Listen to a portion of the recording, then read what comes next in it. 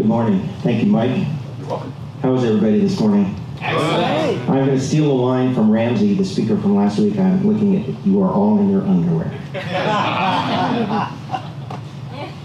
So, Andy, thank you very much for this invitation to come and speak. Appreciate your reach out very much.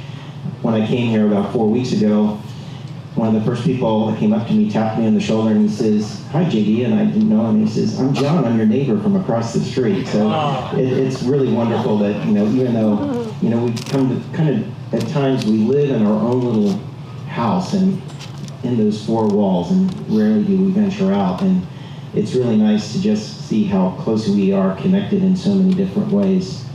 Let me tell you this morning about MOCS and how it came about. MOCS, Measure of Character and Style. How many of you remember who is Niles? Does anybody remember who Niles is? Okay. So I have 3 interns that are working for me this summer, and I said, I want to pull a clip from Frasier. And they said, "What's Frasier?" I said, "Education is needed, my friends." So Niles Crane gives us some good advice. Semper ubi sub ubi, always wear underwear. Let me tell you how MOCS started almost 3 years ago.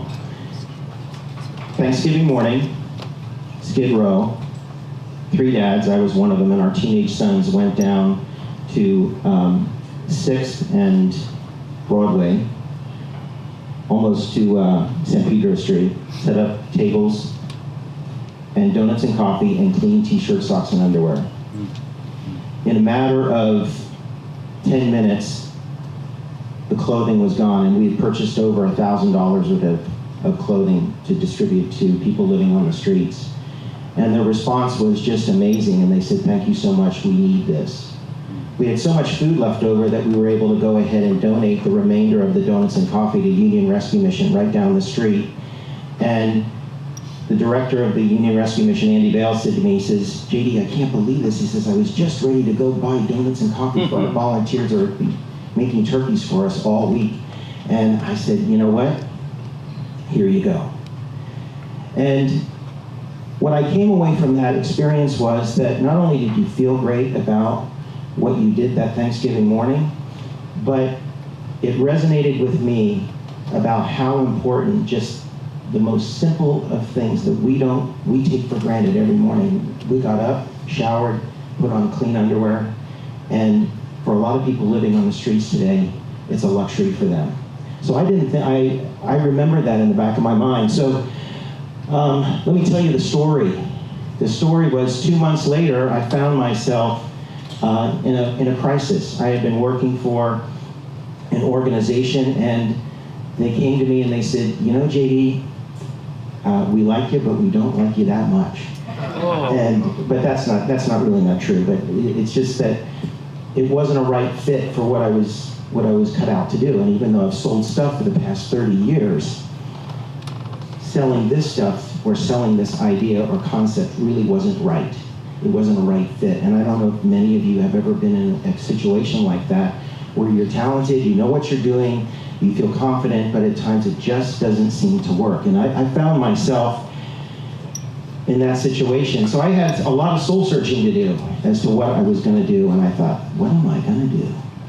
And then one morning, just right after this happened, I had the idea that I should start a company based upon what I had experienced on Skid Row that morning. And what was resonating with me was that I had just heard a speaker, a researcher from the Barna Group, David Kinnaman. He was speaking about millennials, and he talked about startup companies and companies like Tom Shoes and Crochet Kids, and how they all identify with millennials, 18 to 35-year-olds, about how these companies want to give back.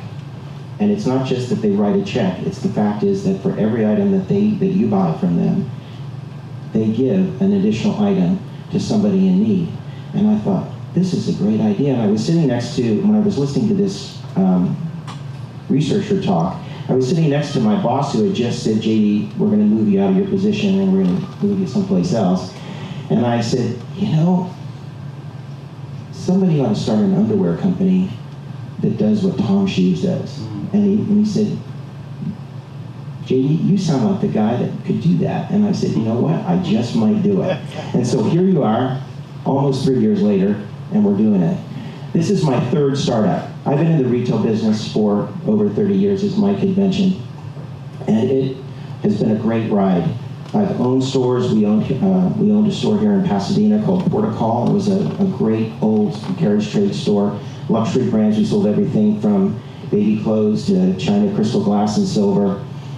I worked for Tiffany & Company. I worked for Geary's in Beverly Hills. I've owned my own wholesale manufacturer's rep business. So I've been always in the business of startups and entrepreneurship. And I thought, let's do it again. My wife, Nancy, of 31 years, is sitting in the audience this morning, and it's really, she is my great supporter, and if I didn't have her support and her advice and nudging along to do this, I don't think I really could do it. I mean, she's a wonderful partner, and I'm very grateful. We also have 4 kids. I have a set of triplets that are 16 and an 11-year-old, so we have a really busy house now too. So. But this business allows me to do more than just sell stuff. It allows me to give back, because the model that we have is that we give back. For every item we sell, we give back an item to a homeless shelter for those who need it the most. And quite frankly, this is a project that is more than financial success.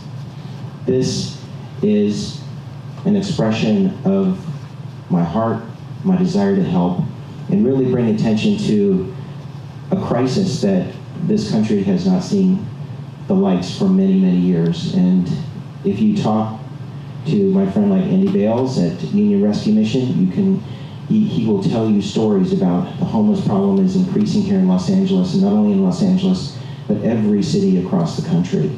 And so we really do need to bring that attention and that issue to our attention. So another startup. And what I want to share with you about startup is that there is no age limit to a startup. Think about Colonel Sanders. He was 62 when he started Kentucky Fried Chicken, and had gone through a string of bankruptcies and business failures all throughout his career before he started that. Julia Child, she was a disruptor. Think about it. Here was a lady who actually trained the American cook how to cook French food with the introduction of mastering the art of French cooking. Julia Child from Pasadena wrote this book when she was 50, or started it when she was 50. And last, Henry Ford Motor Company, started the motor company when he was 45. And think about how he revolutionized and changed the auto industry today. So here I am. I'm another disruptor in the retail industry today. So why underwear? I said, because it's needed. My friend Andy Bales, who runs Union Rescue Mission, the largest rescue mission in the United States, told me that next to money, underwear is the most needed item that a homeless shelter needs. There are a lot of companies that donate food, clothing, medical supplies, services, but when it comes to underwear, rarely do people donate it. And what they have to do at Union Rescue Mission is they have to budget in their expenses money to go out and buy underwear for people that come in and live in their shelter. Union Rescue Mission right now houses over 800 men, women, and children in Los Angeles. And a lot of them come in from very, very bad situations, and they have nothing on their back. And so being able to put on clean clothes is a real luxury. Here's a little infographic on, in starting this business, there is a lot of information on the web and how you can start an underwear company. And the one thing that I want to talk about is that in this startup, we have culminated everything I've learned over the past 30 years about retail. Brick and mortar was the norm up until about 10 years ago. Think about it. You wanted to go buy something, you go to the mall, you buy it, you come home. Now, what do? You buy it online. Or the first thing you do is you go look online as to what you want to buy. And this is an interesting trend right here in the purchase location of underwear in particular, that over 50% of purchases for underwear are done online today. And that's a growing trend. And that there are a lot of industries that are focusing in on online business and using technology in order to reach those customers that otherwise could go anywhere to buy their clothing.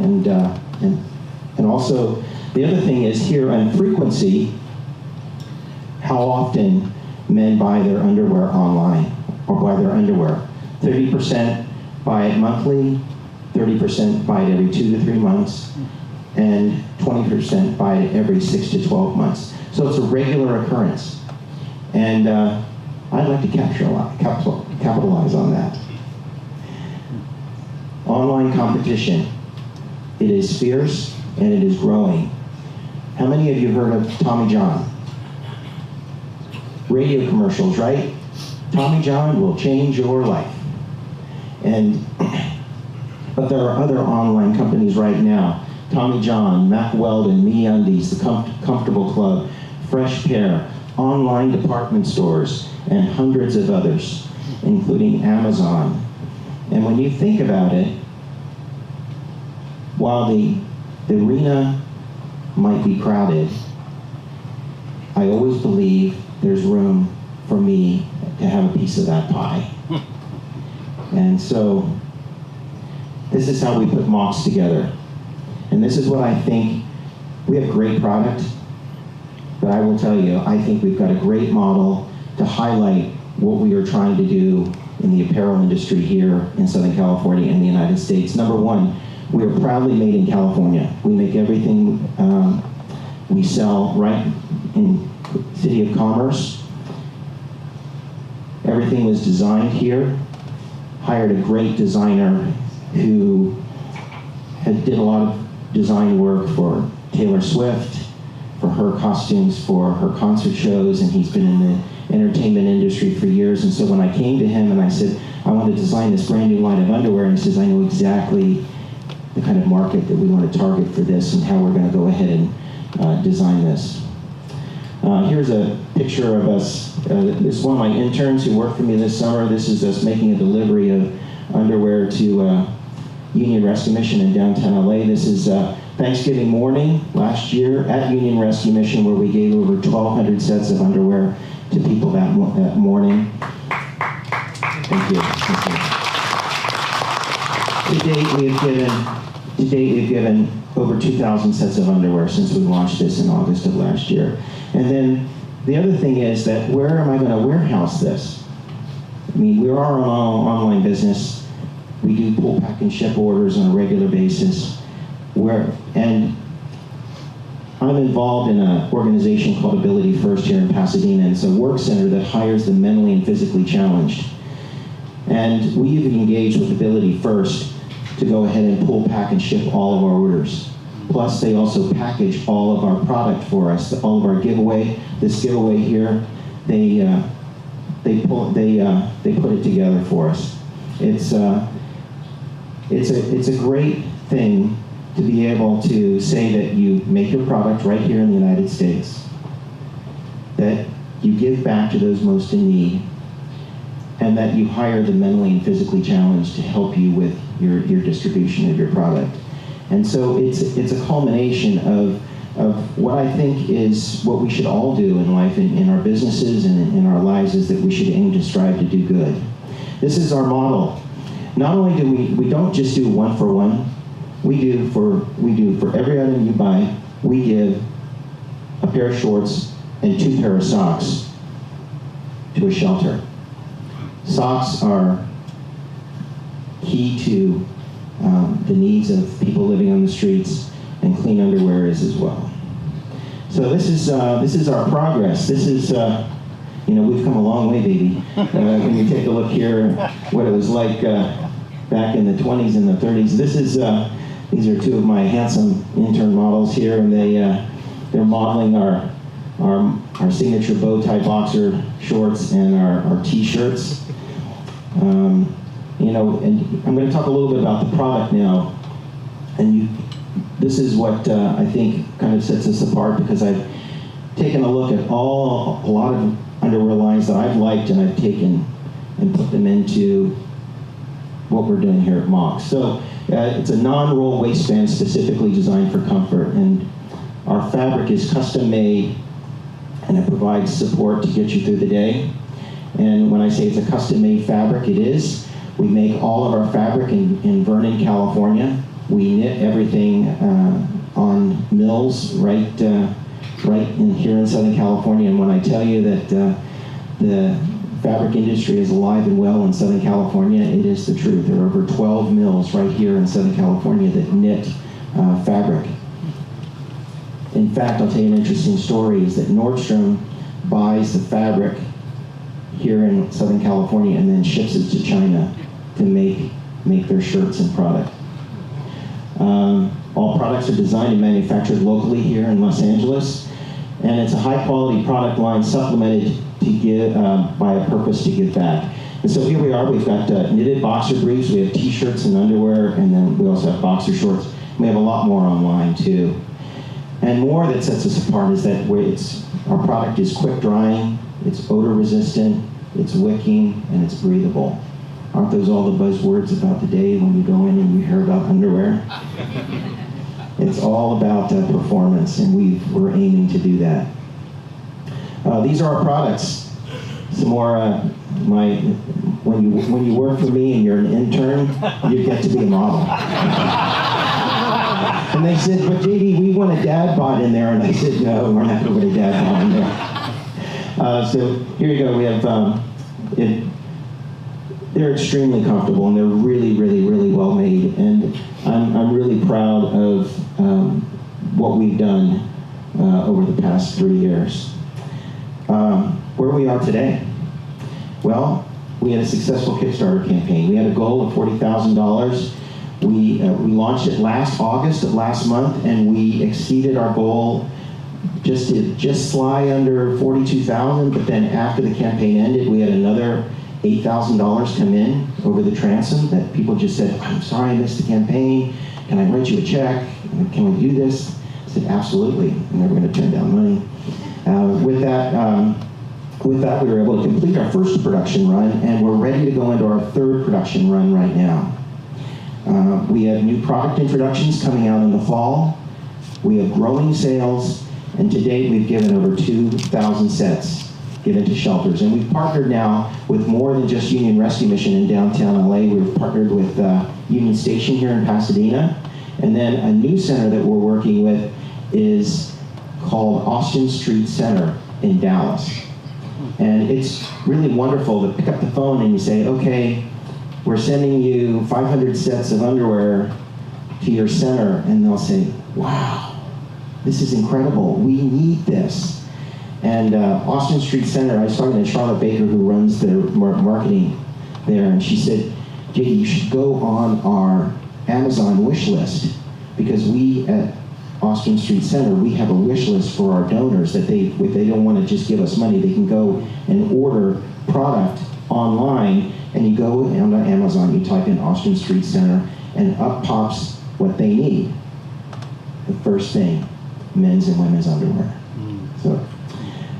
But let me tell you what we need. And a lot of times you come here and you listen and you talk, and you don't tell the audience what we really need. And I said, this is what I need help in doing. We need to grow the brand, because we've done a really, really good job at selling to our friends and family, but we need to grow our business. And we need to capitalize on online technology. There's so much that can be done today that, quite frankly, I don't know a lot about marketing online and getting the word out there to grow our business, because we do need a lot more traffic to our website. And I need a talent to maintain the website, meaning that I need somebody that can sit with me on a daily basis and say, how are we going to tweak that? How are we going to tweak this? And then advertising and marketing expertise. And I know that a lot of you people sitting in this room are experts in that area, and I would love to talk with you. My friend and my web designer, Harry Tarnoff, is sitting right here.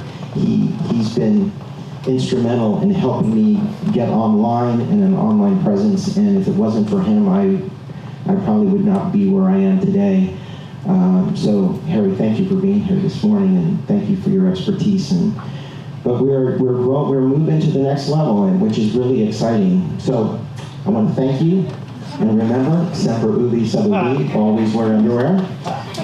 And I'm going to put up some contact information up here in my personal email, phone number. We're on Facebook, Twitter, Instagram, LinkedIn.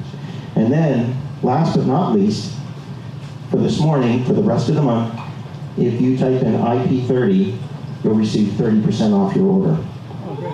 We love it, thank you. Yes, and that is our, it's our anniversary special because we're celebrating our first year anniversary. One of our mottos, in addition to semper ubi sub ubi, is gird your loins and guard your heart. So, thanks very much.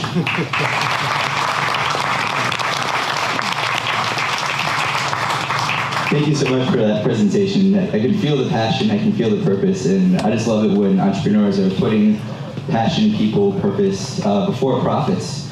And I think inevitably that will really help you and your business scale up and grow. And if there's anything we can do as a community, we would love to support you. And we really appreciate this. I mean, I don't think I'll plug it in just so I can give you more money, but if anyone does want the discount, it's there. We're going to open up for Q&A right now. If you guys aren't familiar with the format, it's questions now. If you'd like to share a story or comments on the presentation, we can do that offline. JD, will you be sticking around for a little bit? Absolutely. Okay, very good. So John will walk around with the mic. If you have a question, raise your hand.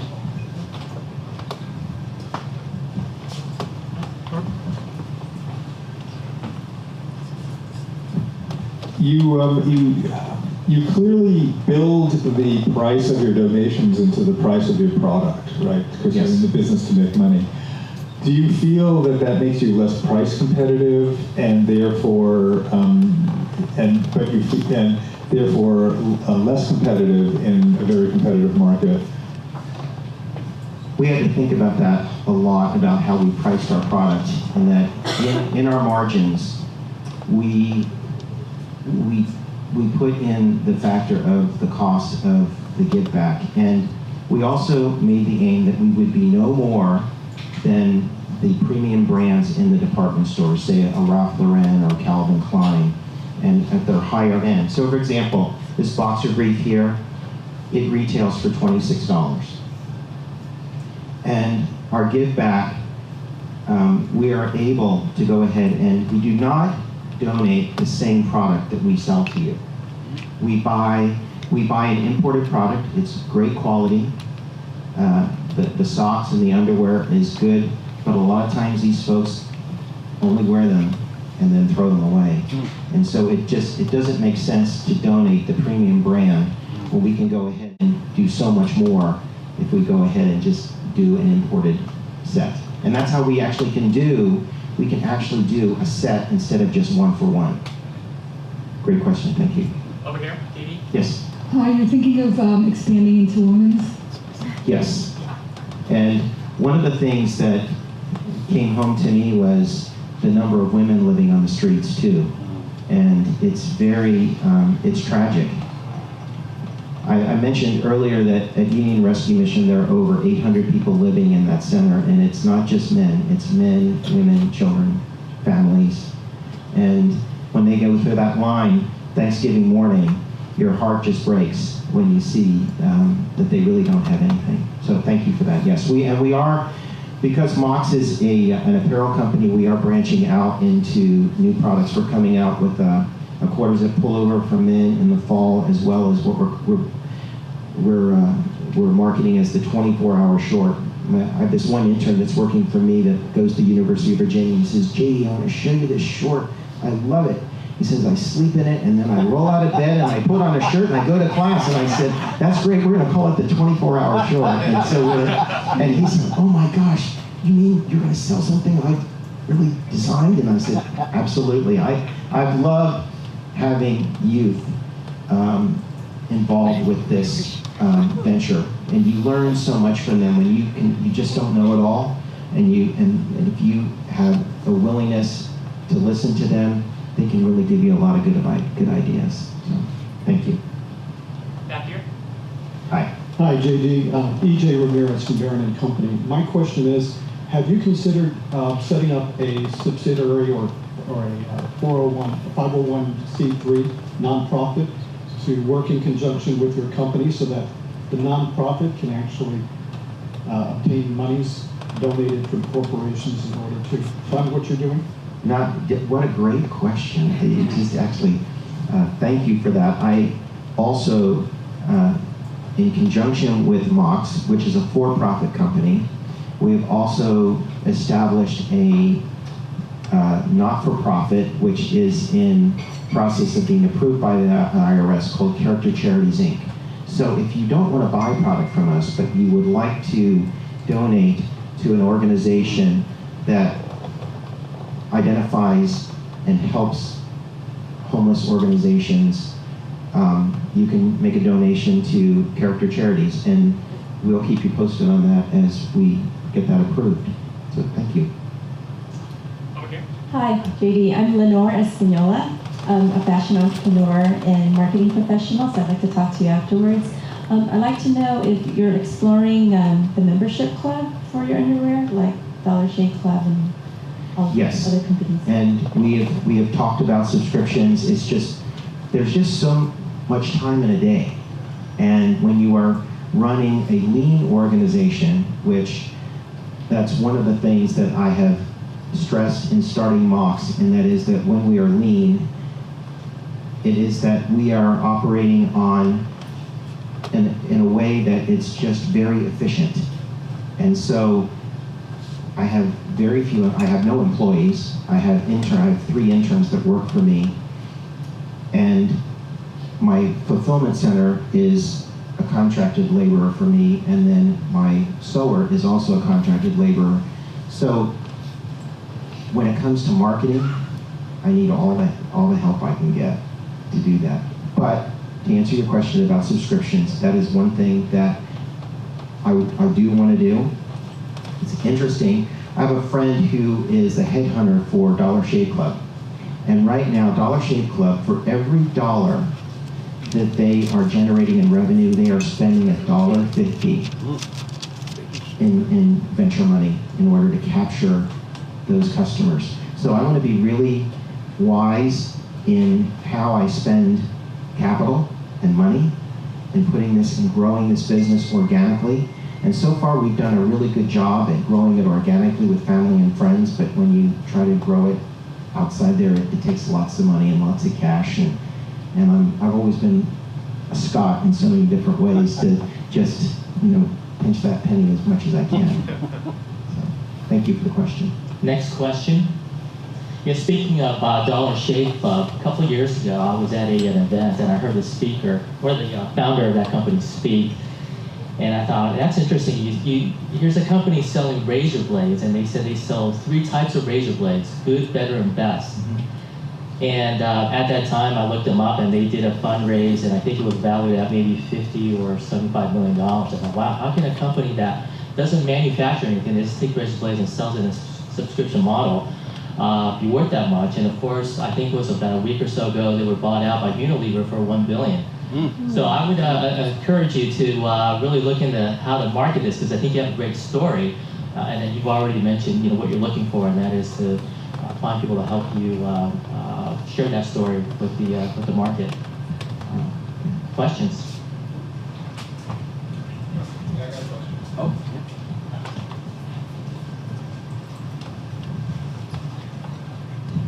So are you only looking at selling direct to consumer through your brand, or are you going to do indirect like wholesale sales as well?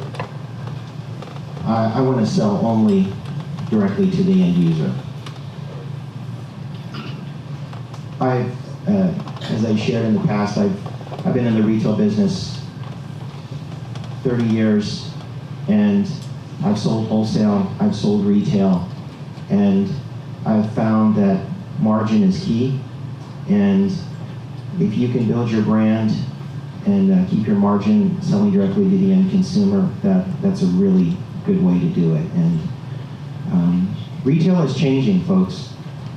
Nordstrom is going to be closing 50% of their stores in the next 7 years. Their only growing segment in their industry is online.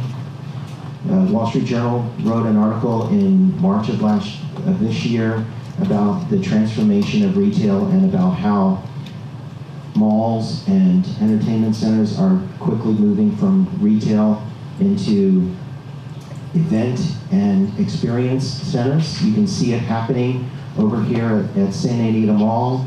You can see the success of the Grove in Los Angeles. You can see the success of the Americana in Glendale. And there are retail shops there, but it's a lot about experience and about enjoying an evening and having a meal and maybe buying something. But really the growth is online retail at this point. Thank you again for this morning. It's been really wonderful to be here.